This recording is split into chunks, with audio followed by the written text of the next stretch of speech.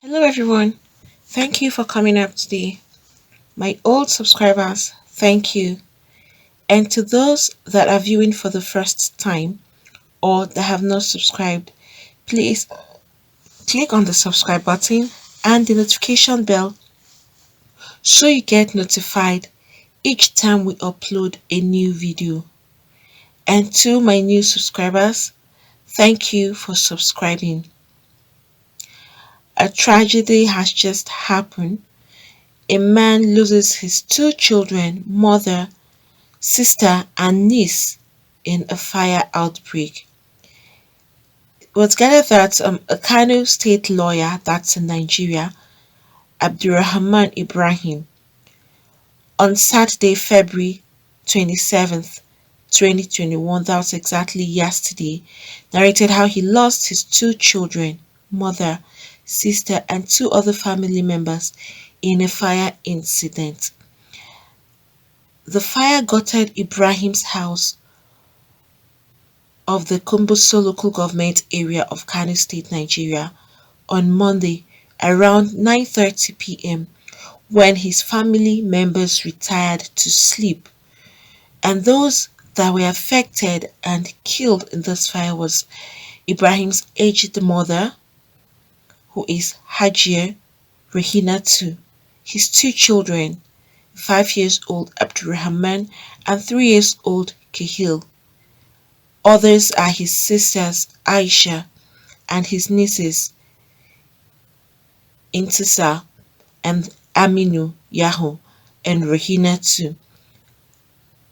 They were all taken away by this particular fire, and eyewitnesses say that this fire was reportedly caused by mosquito coils, which the family used to protect themselves from mosquito bites. It was the wife that saw the smoke coming out of her mother-in-law's room, and she rushed out to call for help. They immediately rushed to the house and helped to put the fire off. But as of yesterday, Ibrahim said that he was not at home when the incident happened. He was in his business place when one of his younger brothers called him on the phone and told him that his house was gutted by fire and he had to rush back home only to see that his mother, his two sons, his sister and had three children had all been burnt by the fire. And he noticed that the six of them had already died while his sister was still breathing, so they had to rush her to the Aminu Kano Teaching Hospital where she was admitted, and the doctor said she would undergo several operations, but she died the following morning. Ibrahim also explained that his sister, who lives in Suleja, came to Kano for their elder brother's wedding, and she decided to spend some days with her family in Kano, and they did not know that she came to meet her end in Kano State.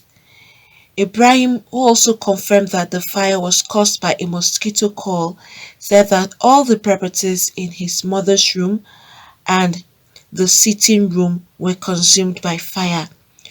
Recalling the moment he had with his children, the last moment, Ibrahim said that he had a last chat with Khalil, and that was when he went to pick him and his brother from their evening classes on that fateful Monday.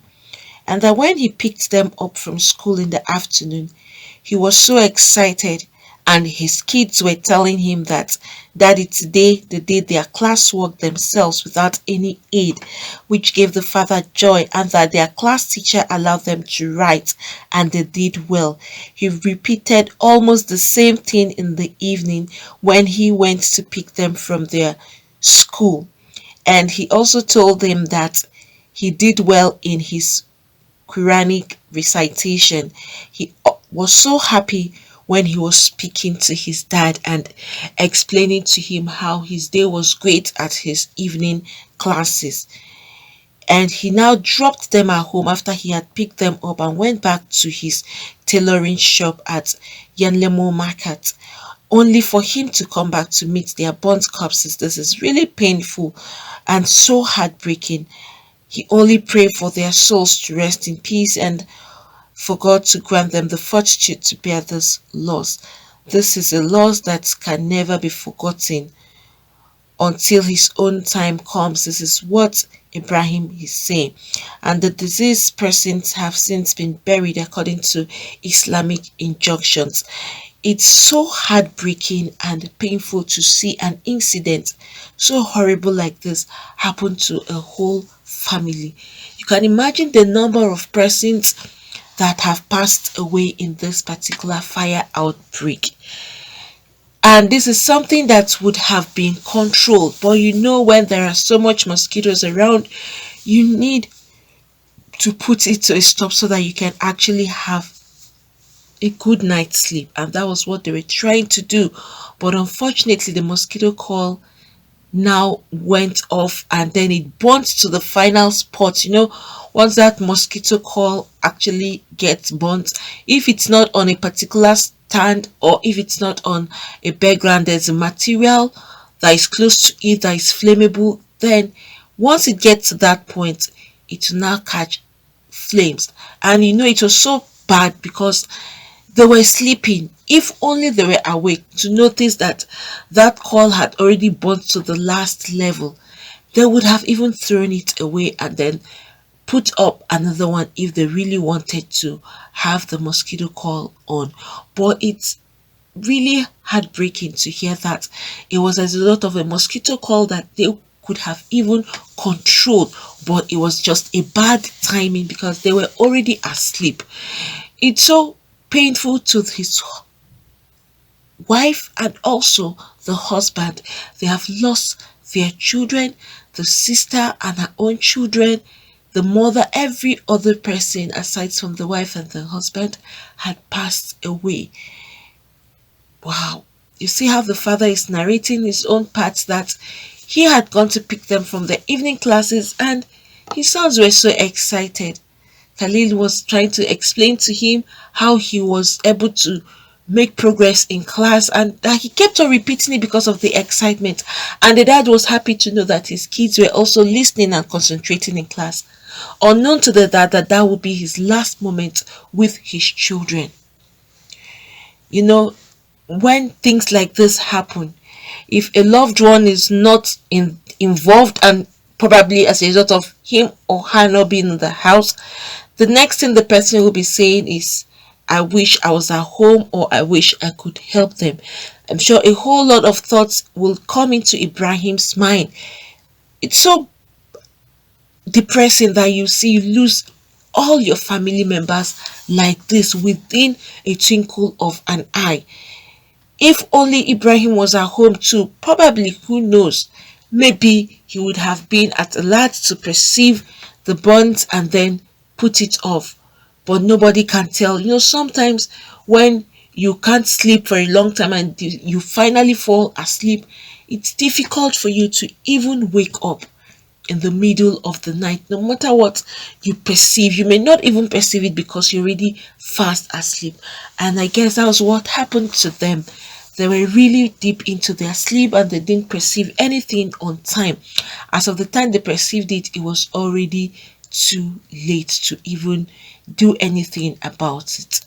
I am praying that God will console Ibrahim and his wife and his entire family, friends, well wishers, and every other person that got to know them. May Almighty God console them all and give them the fortitude to bear this particular loss. And may the soul of all his children that have passed away rest in peace.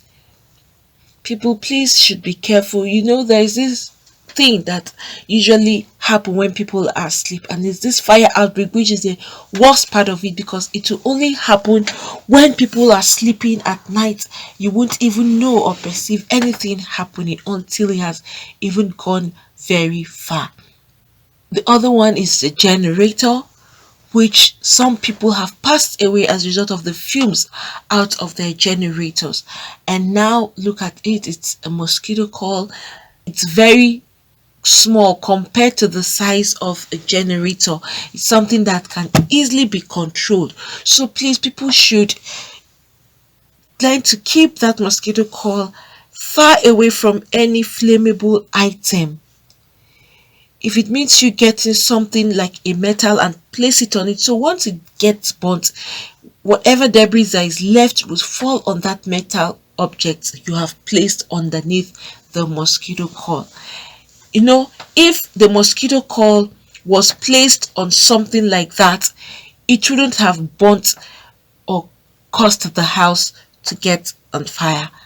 That metal that it will fall on, it's not flammable. It's resistant to flame. So whatever happens on that metal, you just know that the people are safe. Please, it's a caution. Once you want to go to bed, sometimes you may sleep off and you may forget. But when you feel like you're about sleeping, you've turned on the gen, you've put on a candle, or you've put on the mosquito coil, just try as much as you can. Ensure you turn all of this off before you continue or start off your day, or before you sleep off. Please, this should serve as a caution to everybody too. It's such a pity that no one was even available to help them very fast. The wife tried all she could, but when you don't have any other person standing with you or trying to help you, it will be difficult for the person. And that was what really happened in the case of the wife.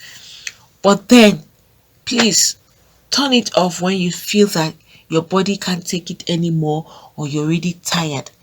It is better you're tired and then you don't even sleep with anything on. It's better you sleep even under the heat and the whole place is so hot, but you still have your life, than sleeping with a candle on, mosquito coil, or a generator set that will may end up catching fire.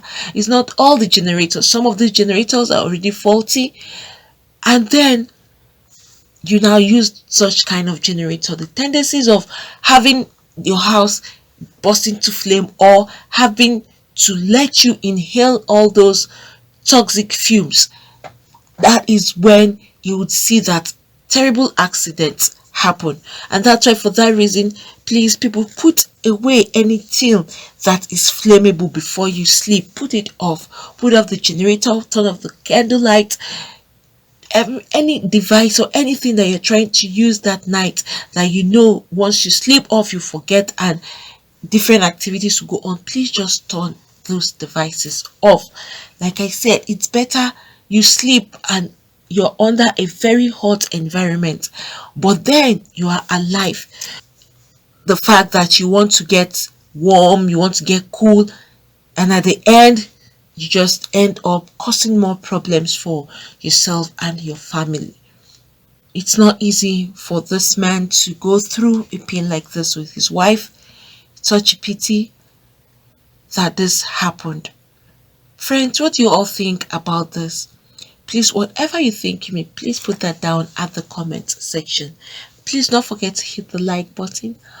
Friends, I'm here today to talk about how to start up a new YouTube channel.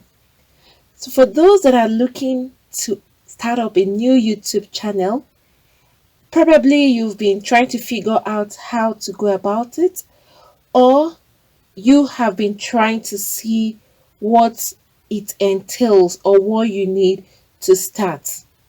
That's why I'm here today, to give you the easy way for you to get this done. Not just the easy, but the best method, and also to give you or to talk about the best teacher who will give you all that is required for you to start up your own YouTube channel. This is a teacher. He is really successful with his YouTube, and he has been a teacher for so long now. Teacher is Matt Pa. He's going to give you a step-by-step method on how to start up your own YouTube channel. No stone unturned. Every step of the way, he's going to lead you through it. You have links that you can actually reach out to him and communicate with him directly. That's MathPath there. You can see the huge successes he has made in YouTube. You can see his silver, you can see the gold, you can also see his revenue that he's actually making on YouTube, which is very huge. He is going to give you a YouTube step-by-step tube mastery class every step of the way, from the beginning of the opening of the channel to how you can start up and put up your videos.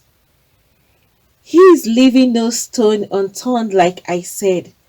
So for those that are seeking for how to start up their own YouTube channel, this is the easiest and the fastest way for you to have access to this particular teacher who is honest and straightforward, and you will enjoy every bit of the class and you will have lots of gain. At the end of your class, you will have lots to hold on to and to start up your own YouTube channel. It's going to be like an ABC class starting from the scratch. So please, for those of you that are interested in starting up your own YouTube channel, MathPath, he is the teacher and you will have direct access to him. I'm dropping the link below. So please, you just click on that link and you will have access to MathPath's class. He is going to give you the whole content of YouTube and all that it takes for you to be successful in YouTube and how to start YouTube from the scratch. Like I said, and I'm going to repeat, he's leaving no stone unturned. And it's so interesting that if you have any kind of complaint, no matter the time you have this complaint or you are confused about anything, you can communicate directly to him and he will give you a response as soon as he gets your question or as soon as he gets your mail or anything you're trying to confirm from him.